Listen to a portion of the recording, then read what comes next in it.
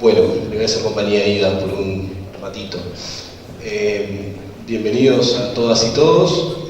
Vamos a dar comienzo a esta conferencia. Esta conferencia se realiza en el marco de un proyecto que tenemos en Facultad de Psicología que se llama Grafos UI.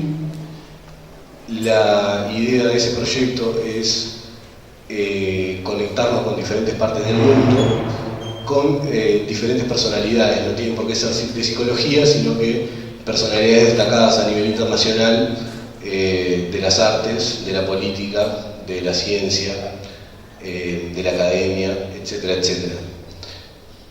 Para arrancar este ciclo de videoconferencias, tuvimos la idea de hacer una videoconferencia inversa en realidad, que es hacer la conferencia desde acá hacia otro lugar. Y decidimos hacerla con Ida Holz, persona que es un gran honor tenerla acá presente con nosotros en Facultad de Psicología y en la Universidad de la República, obviamente. Estamos en comunicación con Paysandú, ese es el CUP, el centro de Paysandú. Hola Paysandú, no sé si me ven a mí acá. Y bueno, ellos también van a estar siguiendo esta videoconferencia. Bueno, mi idea era capaz que armar una gran presentación de Ida, pero creo que ella, no sé si necesita presentación, creo que está bueno que se presente más bien ella, y creo que la homenajeada y la estrella de este momento es ella, así que le paso la palabra y te agradezco, Ida, una vez más que estés con nosotros acá, y pido un fuerte aplauso para el arranque.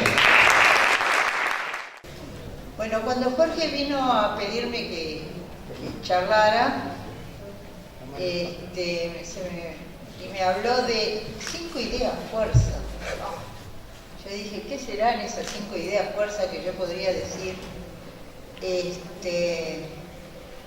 Me busqué en el diccionario, a ver, y obviamente en internet, que era una idea fuerza.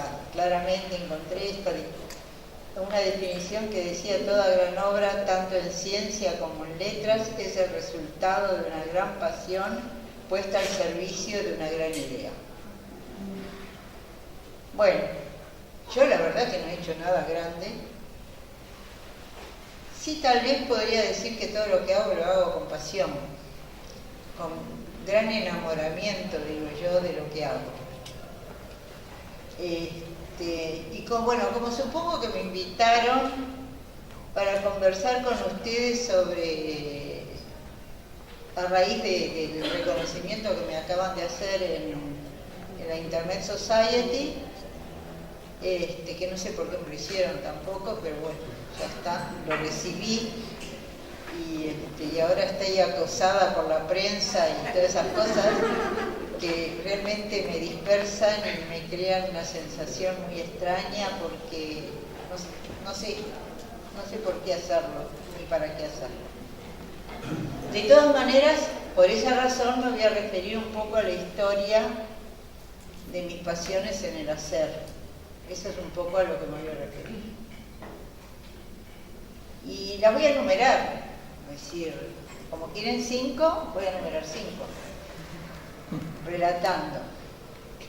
Bueno, la primera es el comienzo de la historia en la informática, mi comienzo de la historia en la informática. Yo creo que si alguien leyó algún reportaje, todo lo que voy a decir es más o menos lo mismo, salvo que voy a explicar mucho más cuáles son los proyectos en este momento en la universidad, que creo que los tenemos que difundir porque se entienden poco o no somos capaces de difundirlo como lo vamos a difundir. Pero para comenzar, yo empecé en la universidad en el año 68, soy viejita, eso está claro, y a raíz de una exhortación que me hizo un profesor de lógica matemática, yo estaba estudiando matemática, de que fuera a ver qué era eso de la computación y que a mí me iba a gustar. Y efectivamente, como ven, bastante me apasionó. Me fui y me presenté a una especie de psicotécnico que había en ese momento. Me seleccionaron, hice unos cursos que se daban para de introducción a lo que iba a ser la primera computadora de la Universidad de la República, que se instaló el 5 de diciembre de 1968. Y ahí me invitaron a trabajar porque había tenido buenas calificaciones y tuve una disyuntiva muy difícil porque yo estaba trabajando en otro organismo del Estado y ganaba 31.000 pesos y la universidad, como siempre tan generosa con los salarios, me ofrecía 19. Entonces fue bastante difícil, pero como mi marido no entendía nada de dinero porque era un artista y el dinero le resbalaba, cuando se lo planteé me dijo, pero, mija, andate a la universidad, ya nos vamos a arreglar. Y bueno, nos arreglamos realmente, empecé en la universidad, estuve hasta el año 74, en que me destituyeron, por las razones que ustedes conocen, me enteré de que estaba destituida un 6 de noviembre, y el 7 de noviembre nació mi primer hijo, Arauco. Así que fui destituida un día antes del nacimiento de mi hijo. En el 76, después de estar en la clandestinidad un tiempo, nos fuimos al exilio, nos exiliamos en la Embajada de México, estuvimos 5 meses en la Embajada de México, ahí me embaracé de mi segunda hija, que es mexicana, y en el 87 regresamos al Uruguay, no sin realmente un dolor tremendo de dejar México. El exilio mexicano no fue un sufrimiento, como una vez me dijo uno de los directores, Roberto, ¿cómo habrá sufrido? No sufrimos. México es un país maravilloso. Creo que todos los que estuvimos exiliados en México gozamos México, nos sentimos, nos adherimos a ese país y lo disfrutamos enormemente.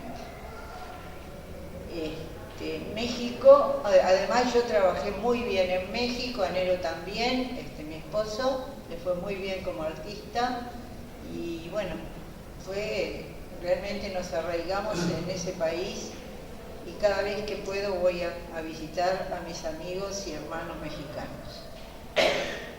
El exilio, México es un país de jóvenes, muy jóvenes. El 40% de la población de México es menor de 180 años, de 18 años, perdón. Pero es al revés, tiene una proporción que yo creo que debe ser totalmente inversa a la nuestra. Y eso es muy importante porque además de es un país de gran impulso, los jóvenes tienen un gran impulso, y cuando fuimos a México descubrimos otro mundo, un mundo diferente. Descubrimos América. Esto no es América. América es para allá arriba, ¿no? Este es un país de inmigrantes, parte de Argentina es de inmigrantes, y América es otra cosa. Yo les cuento que cuando yo llegué a México, era tan poca la sensación o el conocimiento que uno tenía, que yo miraba, cuando salimos a caminar por primera vez, yo miraba tantos choferes, decía, de coches, porque eran como todos medios negritos, y no eran choferes, eran los dueños de los coches, que son de origen indio en general, de las distintas poblaciones, de las distintas etnias que hay en México y que ahí viven, y bueno, sí, desde el presidente Benito Juárez para acá, siempre han sido un país que tiene una gran ascendencia de indios, tiene una proporción muy grande. Yo trabajé en el Instituto Nacional de Estadística y ahí me tuve que encargar del censo de población en un momento, y tiene 41 lenguas México, y entonces recorrer ese país, que además teníamos que hacer como no había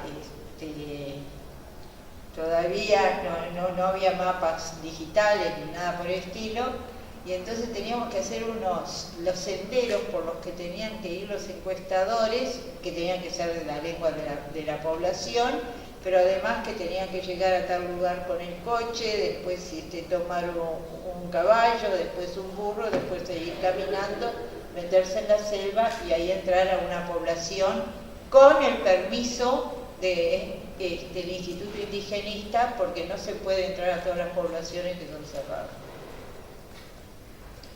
Bueno, en ese país yo aprendí algo que era para mí fue muy importante, y es que hay que innovar sin miedo, hay que arriesgarse, hay que caminar sin temor a equivocarse. Si nos equivocamos, paciencia,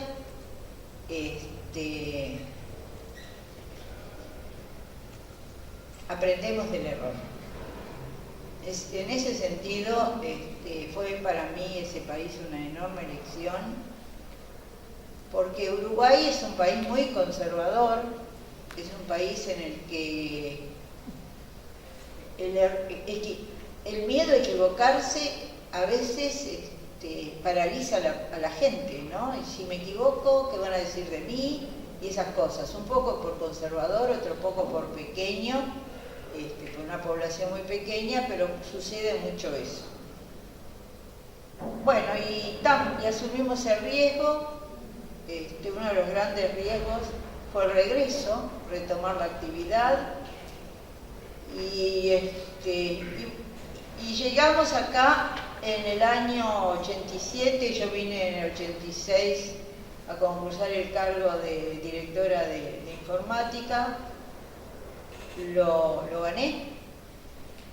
Había hecho realmente una enorme carrera en México, me había ido realmente muy bien. Y bueno, y encaramos el regreso y encaramos el comienzo de nuestro trabajo y la nueva vida. Asumimos el riesgo de regresar, tuvimos bastantes problemas con la adaptación, porque regresar no se regresa nunca, y esto es una realidad. Nosotros ingresamos al Uruguay de nuevo, pero no regresamos, porque hay realidad. 11 años son muchos para las realidades que cambian. Este país había sufrido una dictadura tremenda, se había estabilizado enormemente, y verlo como estaba para nosotros fue realmente una decepción. Como nosotros vinimos en el 85 a ver cómo estaba el país, y nos fuimos convencidos que no íbamos a regresar. Sin embargo, acá estamos. Bueno, acá estamos, no, mi marido falleció hace unos años.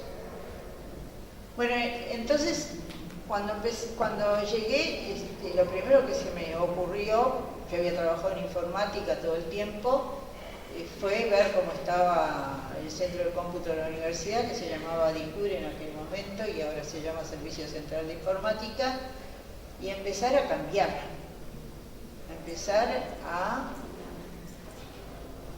hacer las cosas para ponerlo un poco en el mundo en el que estábamos viviendo. Si cambiamos la máquina, había una máquina grande que era carísima, bueno, cambiamos un montón de cosas que se fueran modificando, no rápidamente, pero sí se fueron modificando. Y en ese momento, en el instituto, más o menos al año, en el Instituto de Computación de la Universidad, en la Facultad de Ingeniería, habían hecho un acuerdo con la Universidad de Buenos Aires para tener correo electrónico, y tenían ahí correo electrónico, pero exclusivo para el Instituto de Computación. Se iban a Buenos Aires, de Buenos Aires salían al mundo. Bueno, pero en la universidad había mucha gente que había regresado, que conocía la realidad de otro mundo y quería también tener correo electrónico, había generado relaciones con sus lugares de trabajo, sus universidades, y necesitaba mantener ese relacionamiento, esa comunicación. Había proyectos en común, y entonces empezaron a pedir que hubiera correo, y en el INCO, el director del INCO, mi querido amigo y una persona a quien yo admiro profundamente, el ingeniero Juan José Cabezas, me preguntó si nosotros estábamos dispuestos a administrar el servicio de correo para la universidad. Le dije que por supuesto que sí, y ahí nos metimos en el mundo. No fuimos nosotros los primeros que tuvieron correo, como se dice por ahí. Fuera el Instituto de Computación. Lo que nosotros fuimos los primeros que empezamos a extender el correo a toda la universidad.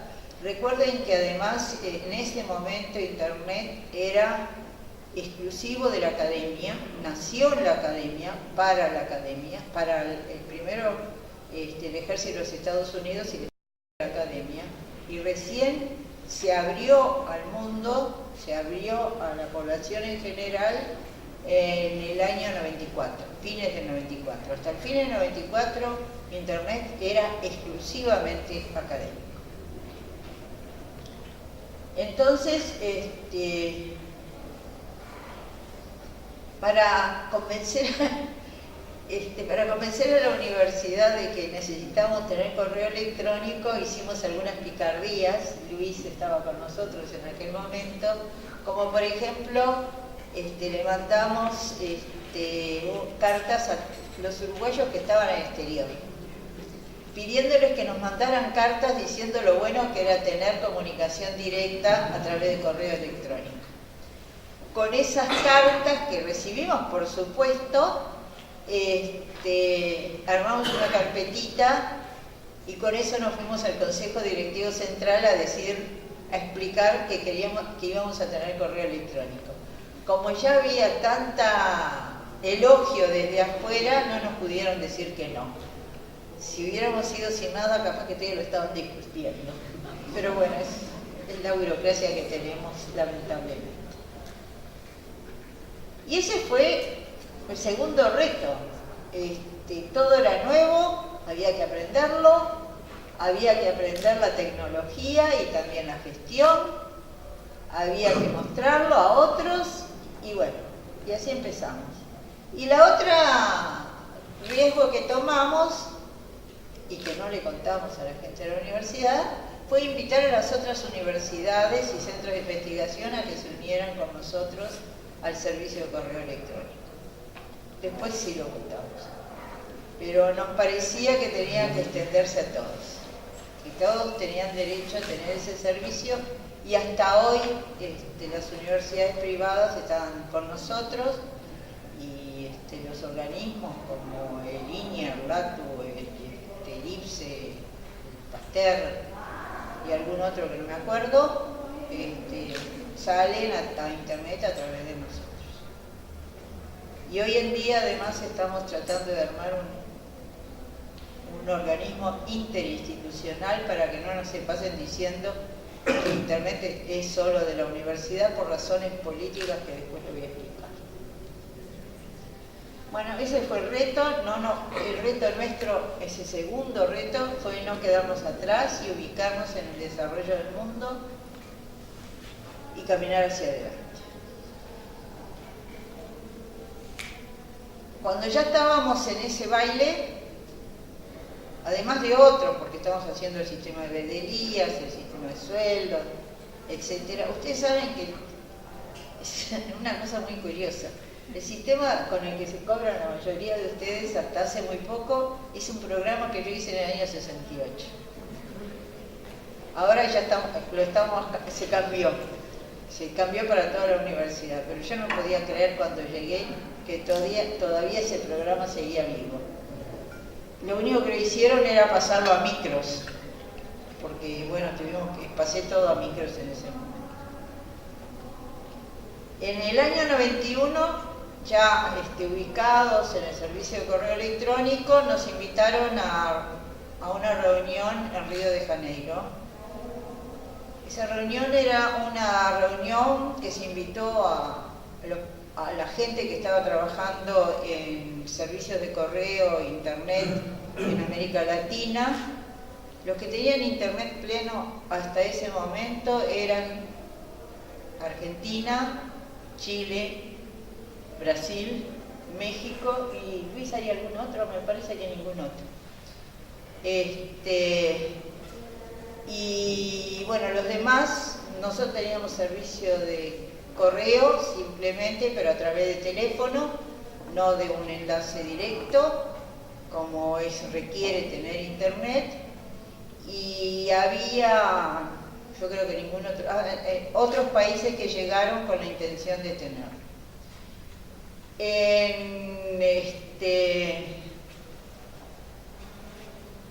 En Río, el congreso ese de Río era una especie de mercado.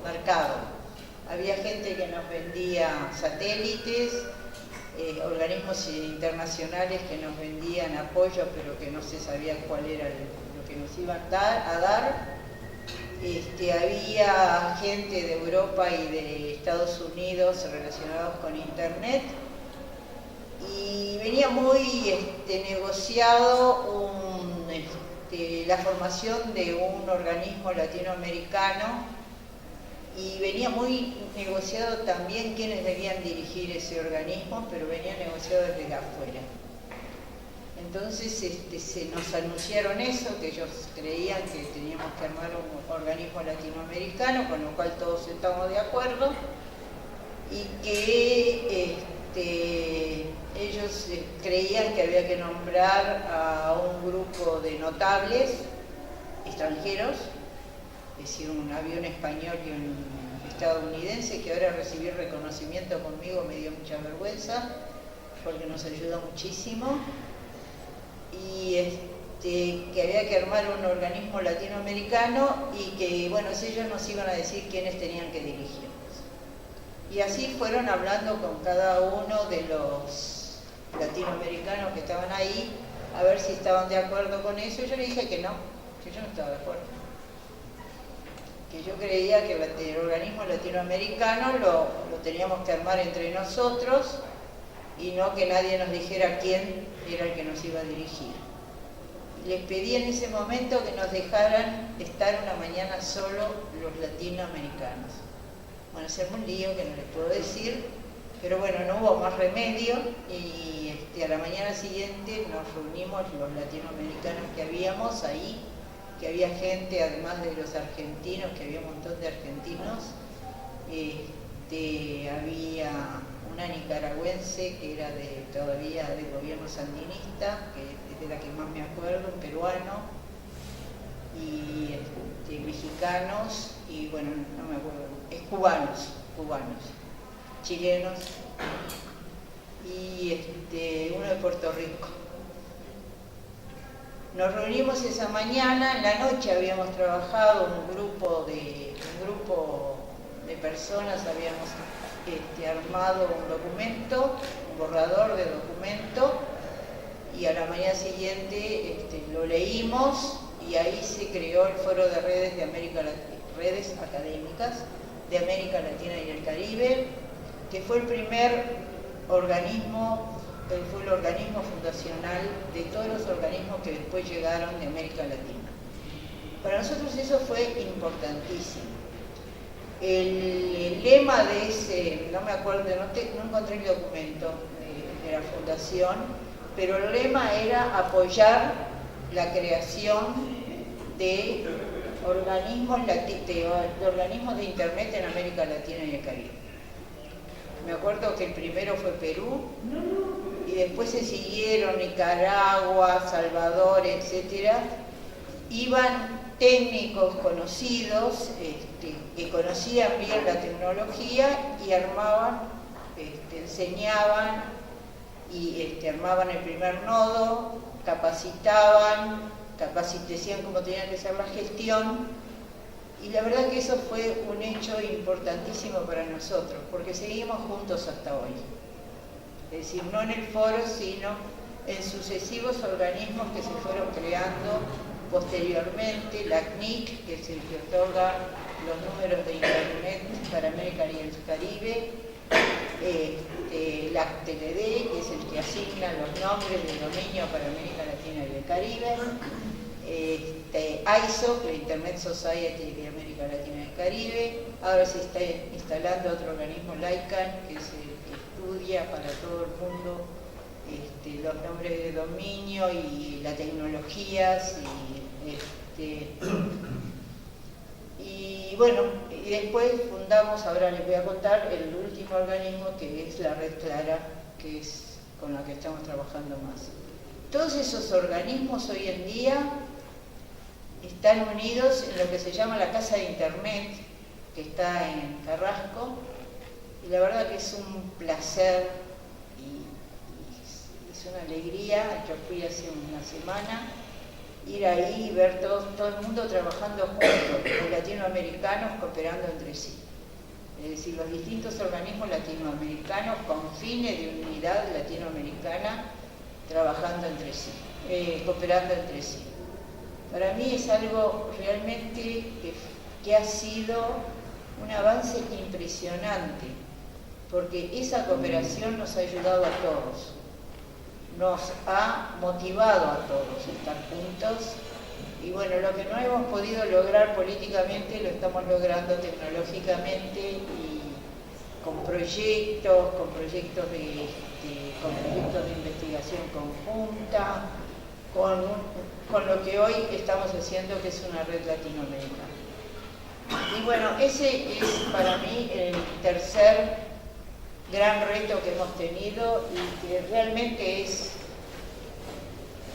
muy placentero sentir, para mí al menos, que seguimos juntos y seguimos cooperando permanentemente en ese trabajo. Bueno, y después con todos esos elementos, en el foro de red en el año 97 decidimos hacer, la Internet Society hacía todos los años, antes de sus reuniones, hacía un taller de capacitación para los países en vía de desarrollo, pero lo hacía en inglés. Entonces nosotros solicitamos que nos dejaran hacer el nuestro con el apoyo de ellos en Latinoamérica, y en el año 97 inauguramos el primer taller para América Latina, que tiene un conjunto de subtalleres tecnológicos, de infraestructura, de sistemas de información, etc. En el año 2002 le agregamos un taller que era de políticas de avance de Internet. E invitamos a varios europeos, entre ellos un enorme amigo, Víctor Castelo, un español que vino y lo queríamos entusiasmar para que nos ayudaran. En el mundo, en ese momento, ya hace años, hay lo que se llama la segunda generación de Internet, la generación de las redes avanzadas, que ahora les voy a explicar qué son, y nosotros en América Latina queríamos tener una red avanzada de toda América Latina, porque se hace por regiones, y no teníamos el dinero para hacerlo. Entonces convencimos a Víctor Castelo de que teníamos que hacerlo, y Víctor Castelo convenció a la Comisión Europea que nos tenían que ayudar. Y en el año 2003 nos invitaron a la hermosa Toledo a reunirnos ahí, y ahí nos anunciaron que estaban dispuestos a darnos 10 millones de euros para que nosotros armáramos la red latinoamericana, que hoy se llama Red Clara. Clara quiere decir Cooperación Latinoamericana de Redes Avanzadas. Bueno, nosotros nos sorprendimos de esa donación, era muchísimo dinero, no alcanzaba para hacer toda la red, pero bueno, podía ser el comienzo. Y ellos se sorprendieron porque ese mismo día, cuando nos dijeron eso, esa tarde redactamos una carta en la que nos comprometimos a todos los latinoamericanos a trabajar por Clara, y fue firmada por todos los que estaban ahí, todos los países que estaban en ese momento ahí, y se las entregamos. Es decir, en nuestro compromiso de trabajar por esa red y de conseguir el dinero que ellos nos pedían. Al principio nos pidieron el 50%, o sea, 10 millones ellos, 5 millones de América Latina, pero nosotros hicimos nuestros cálculos y le dijimos que con 2,5 millones alcanzaba, y con eso empezamos a crear la red avanzada. Y bueno, ahora estamos en eso. ¿Y qué es una red avanzada? Una red avanzada es la segunda generación de Internet. Internet nació en la academia y esta nace nuevamente en la academia, o sea, se sigue experimentando en la academia nuevas facilidades de protocolos y de facilidades para Internet, y está hoy destinada exclusivamente a la academia y a la investigación. Y tal vez un día, como fue en la primera etapa, se expandan las facilidades que se fueron agregando hacia los demás, y empezaremos con la tercera generación de Internet. Esta tiene la red avanzada hoy lo que tiene es algunas facilidades de calidad de servicio. Aquí, por ejemplo, definir prioridades. Hoy en día en el Internet comercial, que nosotros le llamamos, hay todo lo que entra va en un tubito así, y sigue por el turno, es decir, la comunicación va siguiendo un turno, no. Esto define prioridades y permite que ciertas comunicaciones se avancen y lleguen en un tiempo determinado.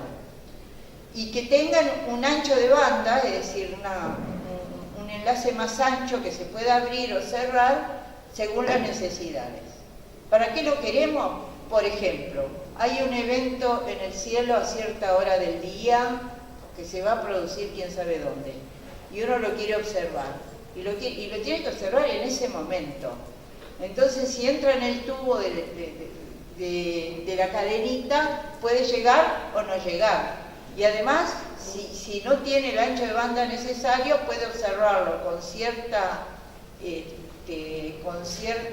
precisión o no. Entonces, hoy con las redes avanzadas eso se puede lograr. Se puede definir la prioridad y se puede aumentar para tener ese ancho de banda que se requiere en el momento que se requiere. ¿Para qué sirve eso? Bueno, obviamente para mirar el cielo cuando se necesita en un evento especial, para la telemedicina, que es uno de los sueños de esta cabeza, y para otros eventos que ahora, por ejemplo, en el Uruguay en este momento se está instalando en Salto, la universidad está instalando en Salto un laboratorio de energía solar en Salto Grande. Se lo leo porque esto sí lo tengo que decir con precisión. El objetivo es contar en el país con un centro de referencia que genere un conocimiento detallado sobre el recurso solar disponible para la conversión de la energía solar en energía útil, y que además contribuya a una mejor planificación de estrategias de irrigación y de otras actividades agropecuarias. Este tipo de investigación es requerido para hacer posible una mejor planificación y favorecer la implantación de las nuevas tecnologías por parte del sector energético e industrial. A esto se agrega para hacer pronóstico meteorológico, porque todo esto sirve para hacer también pronóstico meteorológico. ¿Qué sucede? Que en tanto no se cuente con una antena en el país, la transmisión de imágenes captadas desde los satélites GOES, de donde se tiene que recibir esta información, será recibida desde un laboratorio de NOAA, se llama, de Washington. Y estamos hablando de una cantidad de información de un orden de terabits. Terabits es 1.000.000 de millones de bits por segundo. Esto requiere contar con un sistema de comunicaciones entre el receptor y el satélite, el laboratorio de energía solar y el lugar donde se va a procesar la información, de computación de alto desempeño que hoy hay en la Facultad de Ingeniería, que garanticen la disponibilidad de la información en el tiempo que se requiere, ¿no? Es decir, nosotros requerimos de la información si queremos saber que el tiempo que vamos a tener hoy lo tenemos que recibir ayer, pero ahora se recibe 2 días después. ¿Por qué? Porque no tenemos las facilidades que se requieren de prioridad, de ancho de banda, etc. Hay muchas otras temas de esta índole que están relacionadas con la investigación, con la medicina, con la cultura. Se está instalando, en uno de mañana pasado, va a haber, la ANEP está haciendo lo que se llama la anilla cultural, que es una comunicación de eventos culturales entre distintos países. En este momento se comunican con Chile y con México, lo van a hacer en el Hugo Balso el jueves, van a hacer una demostración. Y bueno, necesitan el ancho de banda adecuado, en el momento adecuado, para poder hacer bailes en conjunto, hacer conciertos en conjunto, etc. Y esto requiere también definir una prioridad para que se pueda hacer en el mismo instante, si no, no se vale, y un ancho de banda para que se pueda ver adecuadamente.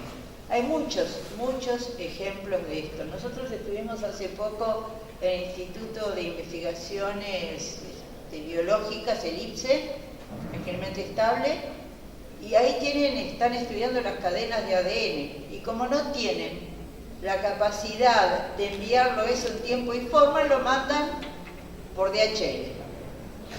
Entonces la información, a veces esas cadenas no llegan en condiciones aceptables, no llegan en el tiempo que se requiere, y la información de vuelta tampoco, se procesan allá, llegan tarde, y entonces estamos desperdiciando los trabajos que se están haciendo en investigación y los resultados que queremos obtener porque no contamos con la red que necesitamos. Y bueno, hace varios años, cuando casi al mismo tiempo, un año después de que empezamos con la red Clara, armamos un proyecto en el Uruguay, que también le pedimos dinero a la Comisión Europea. En ese momento hubo 3 proyectos que se juntaron en la Universidad de la República, que fue el Centro de Ensayo de Software, el Instituto de Química que está, no me acuerdo dónde, en Pando, gracias Luis, y nosotros la red avanzada, porque se dio un evento especial que nos incluyeron a nosotros porque nos necesitaban. Y conseguimos algo de dinero y empezamos a construir un conato de red avanzada. Hace poco tiempo, en el año 2010, no es tan poco tiempo, presentamos un proyecto de red avanzada del Uruguay con 108 nodos, porque resulta que, nosotros no tenemos campus universitarios, entonces tenemos muchas sedes universitarias que están creciendo además en el interior intensamente. El INIA tiene otra cantidad de sedes y queremos juntar todas esas sedes en una red avanzada uruguaya, RAUDOM le llamamos, y además unirnos a lo que hoy es la red de fibra óptica de toda América Latina. Somos el único país que todavía no llegamos con fibra óptica propia hacia esa red, a la red Clara, que estamos tratando de conseguir llegar a Rivera y de Rivera unirnos a Valle con los brasileros, que tienen un enlace de 10 gigabits y nosotros tenemos un enlace de 155 gigabits, es decir, tenemos una diferencia de 1000, más o menos, un poco menos de 1000 de velocidad. No lo hemos logrado, es decir, desde el año 2010 presentamos el proyecto. Antel nos cotizó $5,5 millones por el proyecto. Y empezamos unas discusiones, unas negociaciones con Antel sobre la tecnología. Ellos no quieren que la usemos íntegramente, quieren un poco dominar el tema tecnológico. Nosotros creemos que si es una red académica, para la investigación nosotros tenemos que trabajar en eso.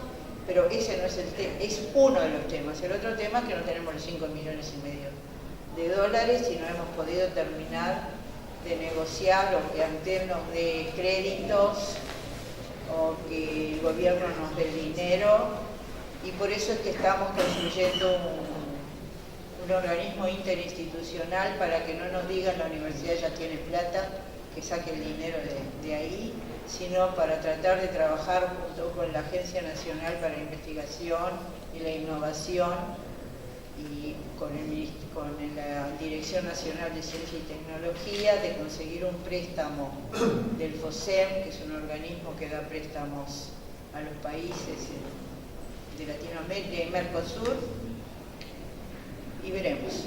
Pero por ahora la negociación es lenta, como se decía en México, lenta pero insegura. No estamos obteniendo resultados y lamentablemente eso es tremendo, porque lo que necesitamos es participar en el mundo y no quedarnos aislados, como estamos en este momento. Y eso hay que entender, creo que el país lo tiene que entender, pero bueno, no es tan fácil. Dentro de esas redes de 108 nodos hay estudiados 28 nodos para los hospitales.